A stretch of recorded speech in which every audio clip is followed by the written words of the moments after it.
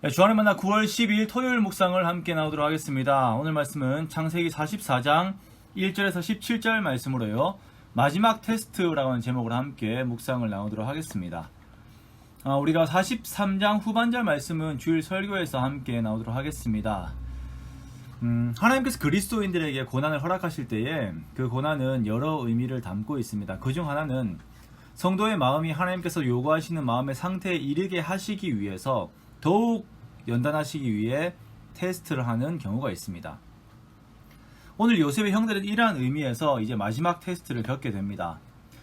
베냐민을 데리고 가서 요셉과의 만찬에 좋은 시간을 가지고 이제 많은 긴장이 풀어진 형들은 다시 이제 가나안으로 돌아가게 됩니다. 요셉은 신하들에게 이들의 자루에 돈을 다시 넣을 것을 명령합니다. 그리고 또 하나 다른 것을 요구하는데요. 그것은 그의 동생 베냐민의 자루에 요셉의 은잔을 넣을 것을 명령합니다. 그리고 그의 청지기에게 형들의 일행의 뒤를 따라가게 하죠.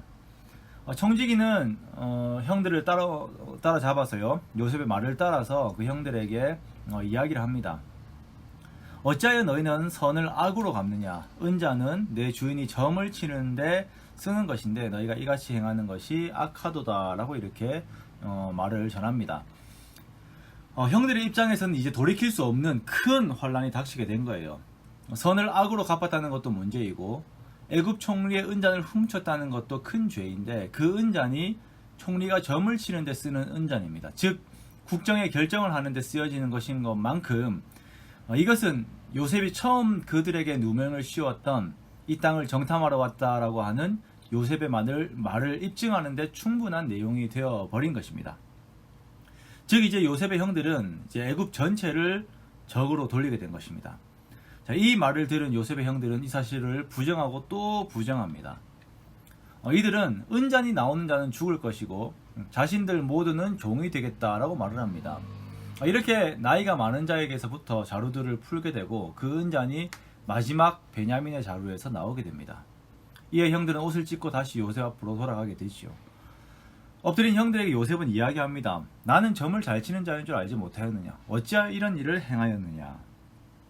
이때 형들이 심오한 말을 합니다. 우리가 무슨 변명을 하겠습니까? 하나님이 우리의 죄악을 찾아내셨으니 라고 말합니다. 자, 요셉은 자기 자신이 점을 잘 치는 자였기 때문에 이것을 잡아내었다라고 이렇게 이야기를 하지만 요셉의 형들은 이러한 것이 이제 자기 자신들의 죄로 말미암아서 하나님께서 결국 그 죄들을 찾아내므로 이러한 결과가 나왔다라고 고백하는 것이에요. 그렇습니다. 두 번째 여정에서 상황들이 좋게 풀렸지만 아직 형들의 마음에는 과거 그들이 저질렀던 요셉의 일이 해결되지 않고 여전히 죄의 응어리로 그들의 마음에 자리 잡고 있었던 것입니다.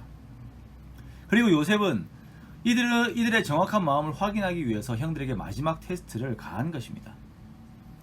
우리는 우리의 상황들이 잘 풀리게 되면 우리의 삶에 별일이 없으면 그냥 안도하고 말아요. 그리고 하나님 앞에서 해결해야 될 일이 있었음에도 불구하고 그것을 그냥 지나쳐버리고 잊어버립니다. 하지만 하나님께서는 집요하게도 그것을 우리에게 요구하세요. 하나님과 나만 알고 있는 그 죄, 해결되지 않은 죄, 여전히 내 마음 한구석을 병들게 하고 있는 그 죄의 문제를 하나님께서는 해결하기 원하시는 것입니다. 요셉의 형들이 이렇게 그냥 돌아갔다면 과거 잠시 그들의 마음을 힘들게 했었던 그 요셉의 일들이 그냥 묻혀졌을 거예요. 아, 잠시 어려운 일이 있었구나. 잠시 해프닝이 벌어졌구나 라고 생각하며 그냥 지나가는 인생을 살았겠죠.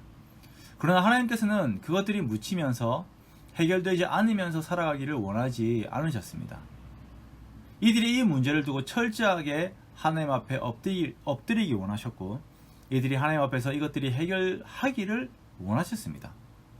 이들은 앞으로 세워질 이스라엘이라고 하는 하나님 나라의 지파의 그 근원이 되어야 하는 자들이기 때문입니다. 하나님께서는 이렇게 그의 백성들을 철저하게 훈련시키십니다. 우리를 향하신 하나님의 마음이 이렇습니다. 하나님과 우리와의 관계에서 거리끼는 것이 없기 원하십니다. 정말 완전히 하나된 마음으로 함께 하나님의 꿈을 꾸어 가시기를 원하시는 것입니다. 아직 하나님 앞에 숨겨놓고 있는 죄가 있습니까? 그냥 아무 일 없는 삶을 살 때는 그냥 지나가다가 무언가 삶에 문제가 딱 생기게 되면 여전히 튀어나와서 내 영혼을 괴롭게 하는 그 죄가 있습니까? 우리 하나님 앞에 내려놓읍시다. 다 내려놓읍시다.